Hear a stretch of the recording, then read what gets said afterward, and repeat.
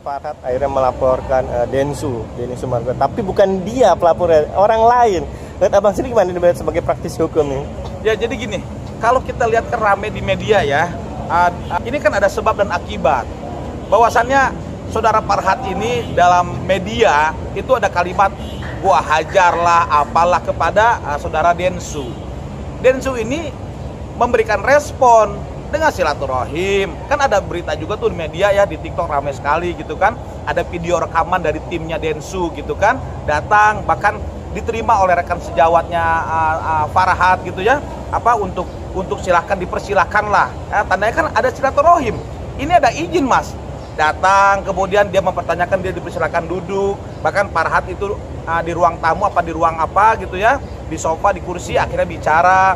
Ada klarifikasi di sana ya. Ini kan sudah selesai sebenarnya mas. Lalu apa sih yang disampaikan dalam pelaporan polisi oleh pihak saudara Farhad gitu loh, mengenai pencemaran nama baik kah atau apa gitu terhadap saudara Densu gitu loh. Ini saya sih melihatnya ini terlalu berlebihan ya. Ini terlalu overlapping, ini terlalu ekspansi. Yang seharusnya ya teman-teman rekan sejawat yang saya hormati gitu loh, ini fokus memang dia menangani saudara Agus. Fokuslah hak-hak hukum Agus ini betul-betul bisa dipenuhi gitu loh mas. Inilah baru tugas fungsi mulia, officium nobile gitu loh, dan sebagai seorang advokat, sebagai seorang pengacara untuk membela hak-hak hukum kliennya gitu loh. Nah ini yang akhirnya bias ya, masyarakat ditampilkan pembiasan ini yang bukan pada fokusnya. Ini saya pribadi sangat mengkhawatirkan lah kalau seperti itu bang. Tapi netizen juga pada kecewa juga.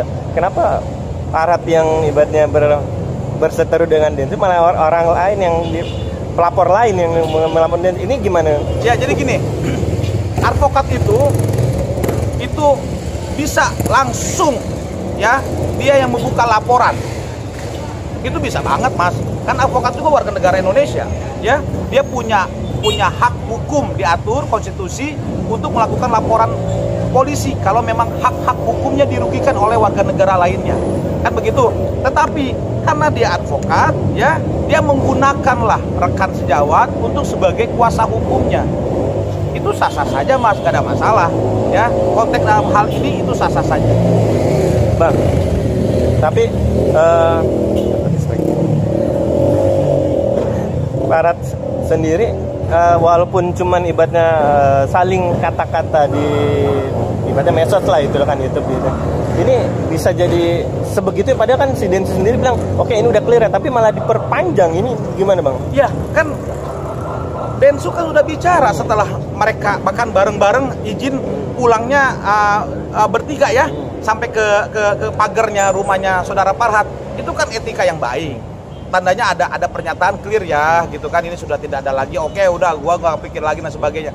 Ini sudah selesai mas, bagi pandangan hukum saya ya. Maka harapan saya pihak penyidik ya yang menerima laporan itu segera memastikan ya proses penyelidikan dilakukan untuk menguji ya, masing-masing ini dipanggil, para pihak pelapor dipanggil, saksi dipanggil, pihak terlapor dipanggil, saksinya pun dipanggil.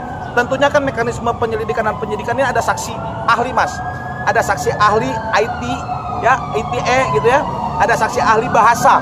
Apakah dugaan sangkaan pasal yang dilaporkan oleh saudara Farhad ini terpenuhi unsur pidananya?